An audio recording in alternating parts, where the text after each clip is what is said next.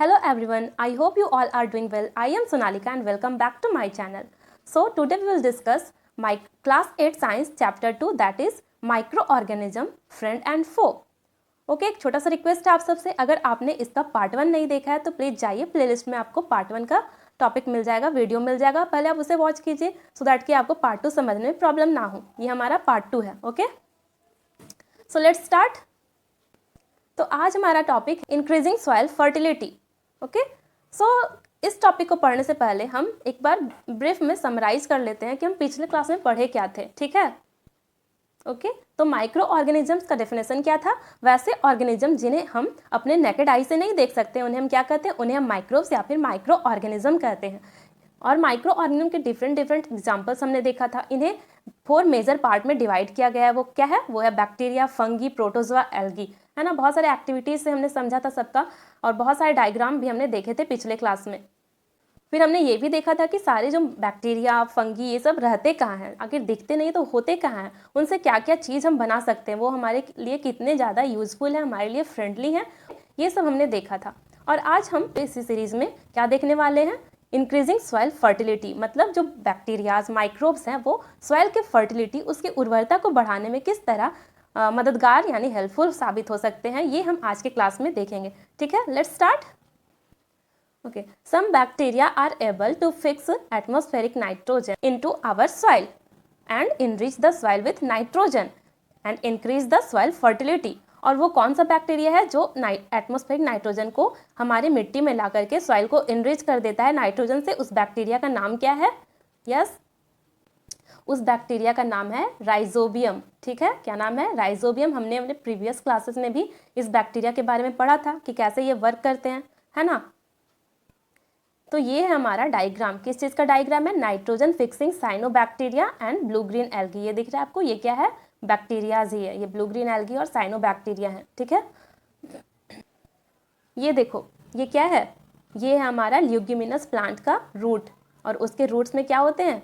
उसके रूट्स में nodules present होते हैं। ये जो गांठ जैसा आपको पूरे डायग्राम में दिख रहा है, फाइन हेयर्स हैं, ढेर सारे छोटे छोटे हेयर्स निकले हैं हर तरफ से, और उनके हेयर्स के एंड पे क्या है? रूट नोड्यूल बने हैं। इन्हीं रूट नोड्यूल्स में जो राइजोबियम बैक्टीरिया है वो सर्वाइव करता है, वो यहाँ स्टे करता है। एक और डायग्राम दिखाती हूँ आप सबको। ये देखो, ये रहा हमारा नेक्स्ट डायग्राम। इसमें भी आपको दिख रहा होगा रूट नोड्यूल्स, ये दिख रहा है, ढेर सारे रूट नोड्यूल्स प्रेजेंट हैं। लिग्यूमिनस प्लांट मतलब दाल, पल्सेज, ये सारे जो प्लांट्स होते हैं उनके, उन्हें हम लिग्यूमिनस प्लांट बोलते हैं। उनके रूट नोड्यूल में बैक्टीरिया राइजोबियम पाया जाता है। वो क्या करता है? एटमॉस्फेरिक नाइट्रोजन को डायरेक्टली एटमॉस्फेयर से लेता है, या फिर लाइटनिंग, या फिर जब भी थंडर स्टॉर्म आता है उससे बारिश के थ्रू जब एटमॉस्फेयर का नाइट्रोजन मिट्टी में आके मिलता है तो उसे यूज कर लेते हैं। किस चीज़ में? नाइट्रोजन के अलग अलग कंपाउंड बनाते हैं। पहले तो नाइट्रोजन को नाइट्रेट, नाइट्राइट में कन्वर्ट कर अमोनिया बनाते हैं, और फिर उसे प्लांट जो है अपने रूट्स के थ्रू ऑब्जर्व कर लेते हैं, और आगे जा कर के नाइट्रोजन से ही क्या बनता है? प्रोटीन बनता है। तो उस प्लांट का जो भी फ्रूट्स या कोई सा पार्ट को जब हम खाते हैं तो हमारे बॉडी में इस तरह से प्रोटीन आता है। कहाँ से आता है? प्लांट से आता है। यस, तो नेक्स्ट है हमारा cleaning the environment. Okay, cleaning the environment, इसमें दिया हुआ है कि जो बैक्टीरिया यानी कि माइक्रोब्स है वो हमारे इन्वायरमेंट को साफ करने में, क्लीन करने में कैसे हमारा हेल्प करते हैं। ठीक है, कैसे? क्या होता है ना कि जब कोई सा भी एनिमल या प्लांट डेड होता है तो वो खुद ब खुद कुछ टाइम के बाद वहाँ से हट जाता है, गायब हो जाता है। तो आखिर जाता कहाँ? क्या आपने कोई सोचा वो कहाँ जाता है? सोचिए। चलिए मैं बताती हूँ। होता क्या है कि जब कोई सा भी प्लांट, एनिमल्स का, प्लांट्स का जो भी वेस्ट रहता है या फिर वो खुद जब डेड होते हैं तो उनके बॉडी को धीरे धीरे जो माइक्रोब्स हैं, छोटे छोटे बैक्टीरिया वगैरह, उनके बॉडी पे लगते हैं और उसे सड़ाना, गलाना शुरू कर देते हैं, उन्हें डिकम्पोज करना शुरू कर देते हैं। और डिकम्पोज करते करते करते करते कुछ टाइम के बाद उसे पूरी तरीके से डिकम्पोज करके उसके बॉडी का जितना भी न्यूट्रिएंट है उसे मिट्टी में वापस से मिला देते हैं। तो वो इसी तरह से वहाँ से सारा जो डेड बॉडी का पार्ट है वो खत्म हो जाता है, फिर दिखने ही नहीं लगता है, वहाँ पे तो बचता ही नहीं है ना। बैक्टीरियाज क्या करते हैं? उन्हें सॉइल में सबको मिक्स कर देते हैं। तो बैक्टीरिया हेल्पफुल हुए ना हमारे इन्वायरमेंट को क्लीन करने में? यस, बिल्कुल हुए। ओके, तो आपकी बुक में एक छोटा सा एक्टिविटी दिया हुआ है। यहाँ बोल रहा है आपको 2 पॉट्स लेना है, गमला लेना है और उन्हें ए और बी मार्क करना है। ए में आपको प्लांट वेस्ट वगैरह डालना है मिट्टी के साथ, और बी में आपको प्लास्टिक और ग्लास वगैरह, एम्प्टी बॉटल वगैरह फिल करना है, और आपको 3 से 4 वीक के लिए उन्हें छोड़ देना है। फिर ऑब्जर्व करना है कि आखिर दोनों में कुछ चेंज हुआ या नहीं। जब आप ऐसा करोगे तो आप देखोगे कि 3 से 4 वीक के बाद जो फर्स्ट वाला गमला था यानी ए, जिसमें हम ऑर्गेनिक चीज़ डाले थे यानी कि प्लांट वेस्ट, उसके छिलके वगैरह, वो तो चेंज हो जाएगा, उसमें वो गल सड़ जाएंगे और मिट्टी में मिल जाएंगे। लेकिन बी था ना, जिसमें हमने प्लास्टिक बॉटल और प्लास्टिक ग्लास वगैरह डाले थे, उनमें कोई चेंजेस नहीं आएगा।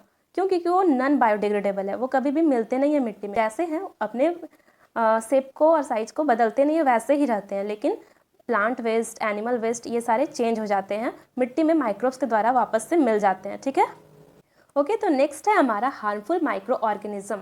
मतलब वैसे माइक्रो ऑर्गेनिज्म, वैसे माइक्रोब्स जो हमारे लिए अच्छे नहीं है, खराब है हमारे लिए। Microorganisms are harmful in many ways. Some of the micro organisms cause disease in human beings, plants and animals. बोल रहा है कि माइक्रोब्स जो है, जरूरी नहीं कि सारे के सारे माइक्रोब्स अच्छे भी हो, बहुत सारे ऐसे होते हैं जो ह्यूमन्स में, प्लांट्स में, एनिमल्स में, सब में बीमारी का कारण भी बनते हैं।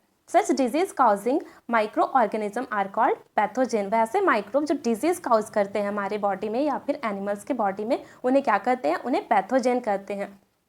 एक मिनट, ये देखो, माइक्रो ऑर्गेनिज्म, वैसे माइक्रोब जो डिजीज करते हैं उन्हें क्या बोलते हैं? पैथोजेंस कहते हैं। Some microorganisms spoiled food, clothing and leather. बोल रहा है कि कुछ माइक्रोब्स ऐसे होते हैं जो हमारे फूड को भी सड़ा देते हैं, खराब कर देते हैं। क्लोथ्स को भी, क्लोथ्स में बहुत सारे फंगस लग जाते हैं, आपने रेनी सीजन में देखा होगा।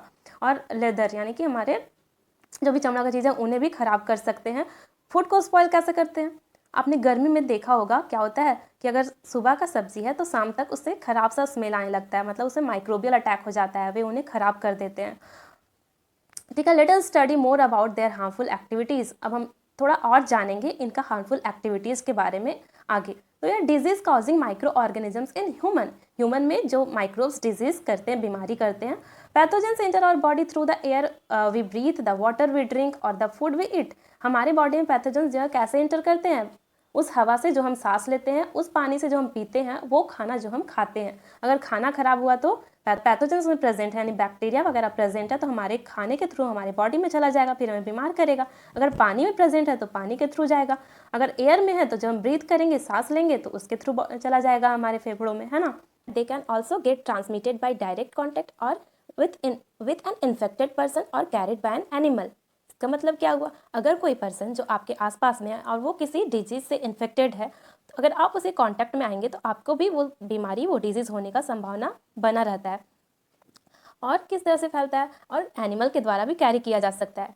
ओके, फॉर एग्जांपल मलेरिया कैसे होता है? जो मच्छर होता है वो कैरी करता है पैरासाइट प्लाज्मोडियम।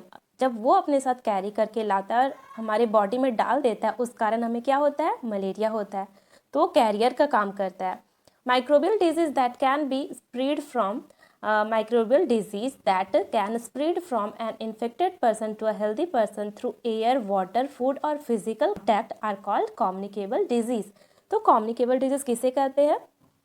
वैसा इन्फेक्शन, माइक्रोबियल इन्फेक्शन, जो कि या तो खाने के थ्रू या पानी के थ्रू, एयर के थ्रू या फिर फिजिकल कांटेक्ट यानी कि किसी के टच में आने के थ्रू हमारे बॉडी में आता है। ऐसे बीमारी को हम कम्युनिकेबल डिजीज कहते हैं। क्या बोलते हैं? कम्युनिकेबल डिजीज बोलते हैं।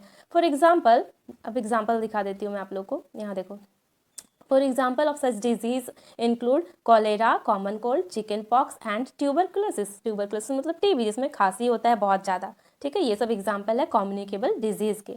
सो आगे हमारा, when a person suffering from common cold sneeze fine droplets of moisture carrying thousands of virus are spread in the air. बोल रहा है जब भी कोई पर्सन कॉमन कोल्ड स्नीज से सफ़र कर रहा है तो जब वो छींकेगा तो जो फाइन ड्रॉप्स होता है ना, जो मॉइस्चर का, उसमें थाउजेंड्स ऑफ वायरस रहते हैं और वो एयर में स्प्रेड हो जाते हैं। अगर उस एयर को फिर हम इनहेल कर ले, ब्रीथ कर ले, तो क्या होगा? जो हेल्दी पर्सन है वो भी बीमार हो जाएगा। सो ऐसे में क्या करना चाहिए? वैसे इंसान से हमें दूर रहना चाहिए और मास्क लगा कर रहना चाहिए। ठीक है, और उस इंसान को भी अपना ही प्रोटेक्शन करना चाहिए और दूसरों के बारे में भी सोचना चाहिए, तो उसे भी मास्क लगाना चाहिए या फिर मुंह को ढक करके खांसना छींकना चाहिए, है ना।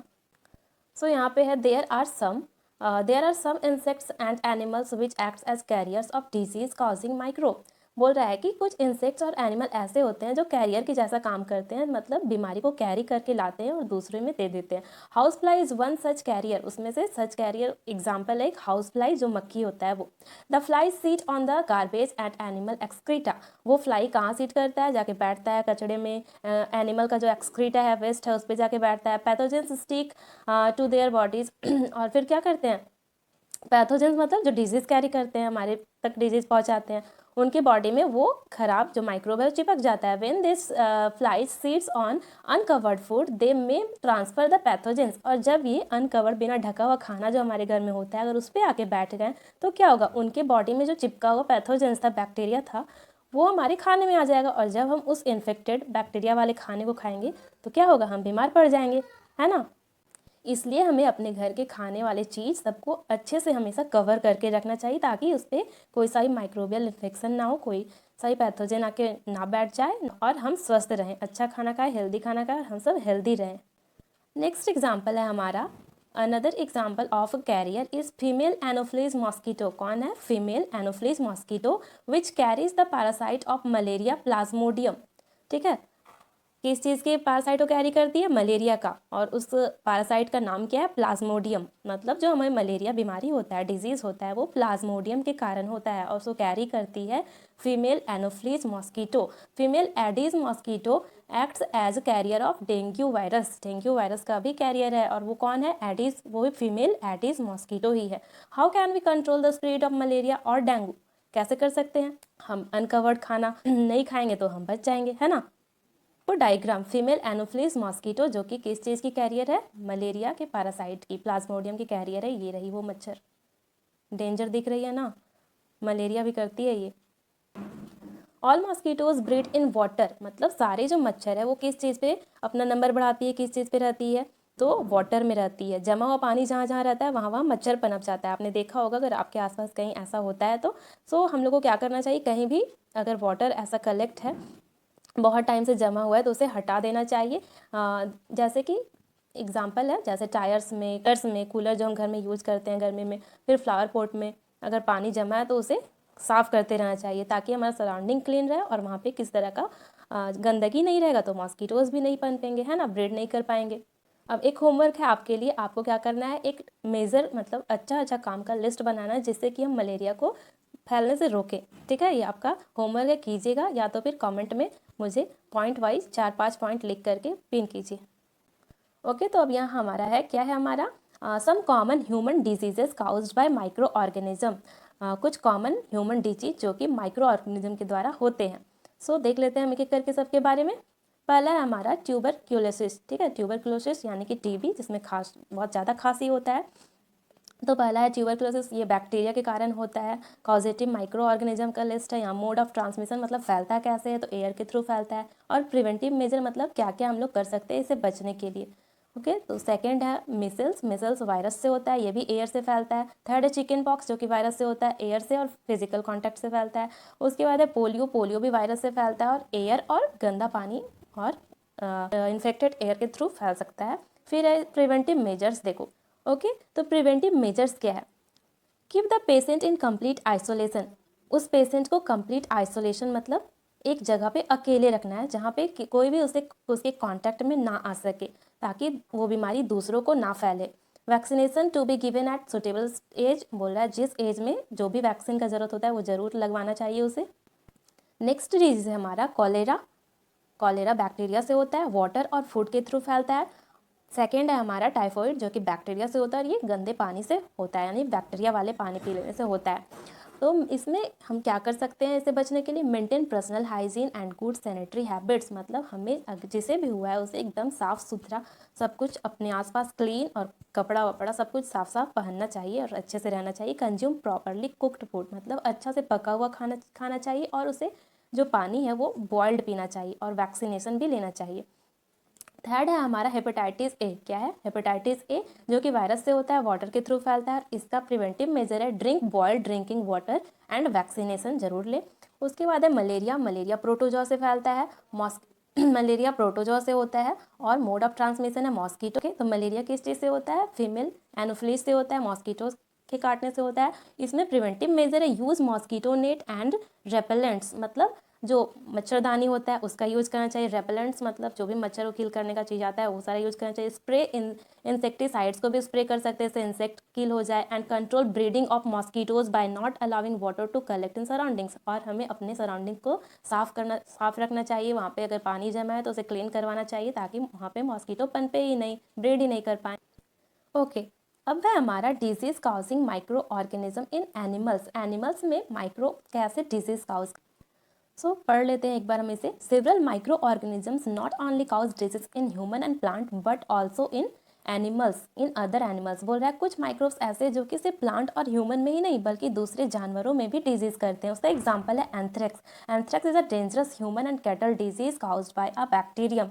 एंथ्रेक्स जो है एक बहुत डेंजरस ह्यूमन और कैटल का डिजीज जो कि बैक्टीरिया के द्वारा होता है। ठीक है। Foot and mouth disease of cattle is caused by virus, और फूट एंड माउथ डिजीज होता है किसमें, एनिमल्स में, जो कि वायरस के द्वारा होता है। ठीक है, तो हमने माइक्रोब्स ह्यूमन में, एनिमल में डिजीज करते हैं, ये देख लिया कैसे करते हैं, ये भी देख लिया। अब हम देखते हैं कि disease causing micro organism in plants.